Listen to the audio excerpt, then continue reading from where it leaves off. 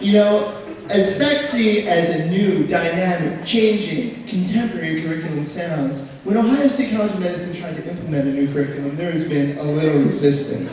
Now, we here at Medcenter Update are a bit shocked at the actions of our fellow medical students, and we thought we'd do a little segment on this concept. We want you to know that when you get fired up on caffeine and shoot off these angry emails, that there are real people on the other side of the internet. Here in a new segment we like to call Dale's Corner, to read his most nastiest emails he has received over the past year, is the Med12 director, Dr. Dale Vondre. Thank you.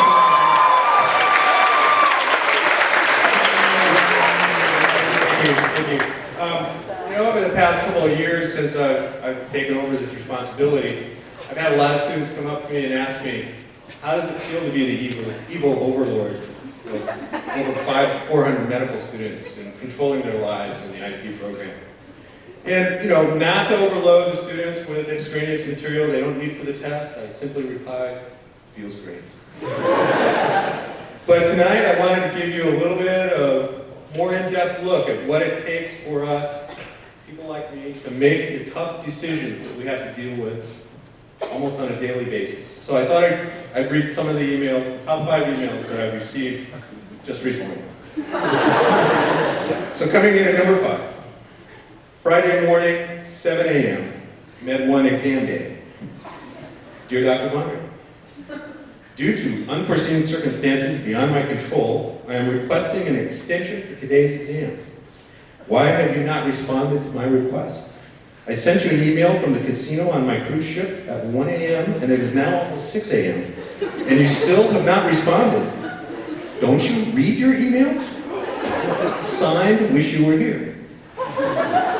So it takes a lot of thought to deal with these, and after some in-depth thinking, I responded to, dear wish you were here. Dear wish you were here. Me too. Sounds like you are legitimately out of control.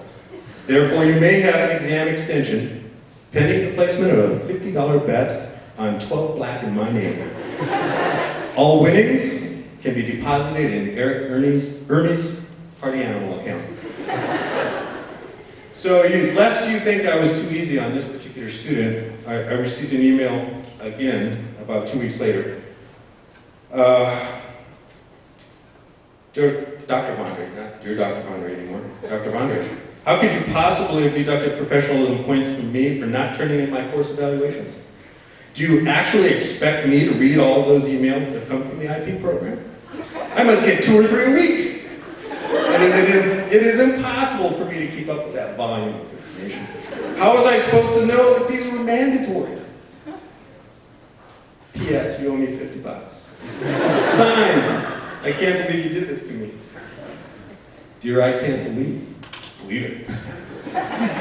However, upon receipt of my quote-unquote winnings from my bet on 12 black, I could reconsider. Perhaps professionalism bonus points would be more appropriate. All right.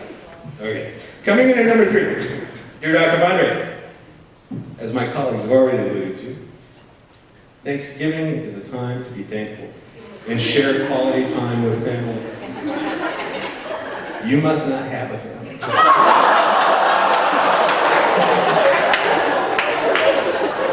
Or a life. Because if you did, you would never have required us to attend some trivial TBL session the week before or after Thanksgiving.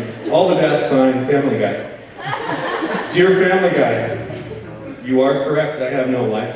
And from today on, neither will you. From now on, all exams will be held on Saturday or the first day upon return from any break. Coming in at number 2. I am appalled at this repro pilot block. Since I was 5 years old, I've wanted to be an interventional neonatal neurosurgeon. Because of this pilot, I am now going to fail step 1, and my career will be in ruins because of you. P.S. The fabulous prizes aren't so fabulous. Signed, devastated. You're devastated. Not so fast, my friend. All hope is not lost. Let me share some wisdom from my undergraduate advisor at the University of Arizona. And I quote, "Have you ever thought of becoming a plumber?" And the number one email, sent 2 p.m. Thursday afternoon.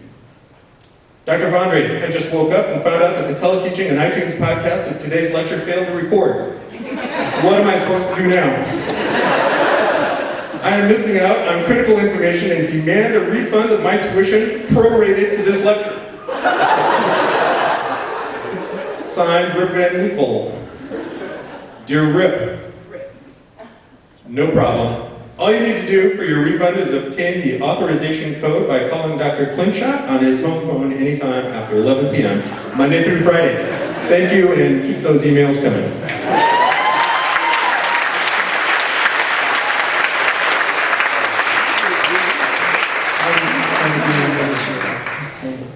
Well, this wraps up our last Medcenter update. We hope you enjoyed it, but before we go, since we are the vessels of 4 years' experience here at the College of Medicine, we figured we would give the students here some parting advice.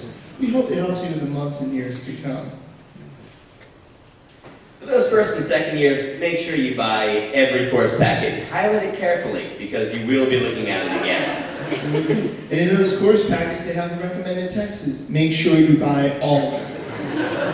There's one thing residencies care about. It's your grades in Med 1 and Med 2. So work hard now, and lay back in Med 3. You know, a lot of people freak out over Step 1. Step 1's kind of like the SATs. You can't study for it. Glance over first day the night before and give it a good night's sleep. Once you get to Med 3, the trick is looking good. Always make sure to point out the shortcomings of your intern. They love constructive criticism, and they'll review you well for it. You know, doing well in Med 3 is knowing how to handle the floor staff. Never, ever, ever, ever say please to a nurse. They are there to work for you. You will never see diabetes in Ohio. You know, if you want to go on and try a procedure on the floor, don't ask your senior resident for supervision. They have a lot to do. Go in there and take a swing with that A-line all by yourself. If you don't know the answer to a question, just ask your attending a harder question back. Thanks for bringing. See you guys. Thank you.